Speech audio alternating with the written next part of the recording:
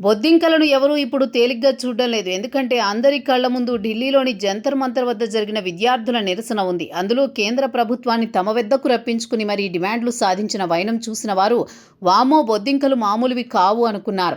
ఇంత జరిగిన తర్వాత కేంద్ర మంత్రి చేత రాజీనామా కూడా ఇప్పించాక బొద్దింకల పార్టీ తరువాత అడుగు ఏంటి, ఎటువైపు అని అంతా అనుకున్నారు. అయితే కాస్త విరామం తీసుకుని బొద్దింకల పార్టీ దేశంలోని అందరికీ కనెక్ట్ అయ్యే మరో కీలక అంశంతో భారీ ఎత్తున ఆందోళనకు సిద్ధం కాబోతోంది అంటున్నారు.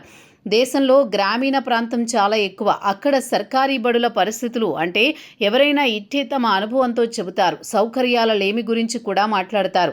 అలాంటి పిల్లలతో బడుల తీరు మారాలన్నది ఇప్పుడు బొద్దింకల పార్టీ కొత్త అజెండా. సరికొత్త ఉద్యమానికి అదే కీలకమైన అంశంగా ఉండబోతోంది.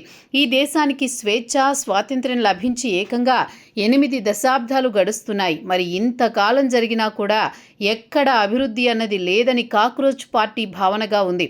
అంతేకాదు పల్లె సీమలలో పరిస్థితులు ఏమాత్రం మారలేదని అంటోంది. అక్కడ విద్యాబుద్ధులు నేర్పే బడులు బాగుంటే దేశం బాగుంటుంది అన్నది బొద్దింకల పార్టీ ఆలోచనగా చెబుతున్నారు.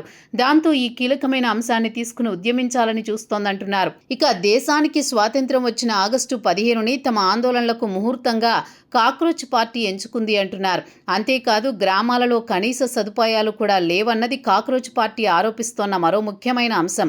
భారతదేశం అంటే గ్రామీణ భారతం అని చెబుతారు. అలాంటి గ్రామీణ ప్రాంతం అధికంగా ఉన్న చోట అభివృద్ధి ఫలాలు ఎవరికీ పెద్దగా చేరడం లేదని సీజేపీ అంటోంది. అభిజిత్ దీప్కే మహారాష్ట్ర వాసి కావడంతో ఆయన ఆగస్టు 15వ తేదీన తన సొంత రాష్ట్రమైన మహారాష్ట్రలో హింగోలి గ్రామం నుంచి పల్లెబడుల దుస్థితి మీద ఎలుగెత్తి చాటేందుకు రెడీ అవుతున్నారు.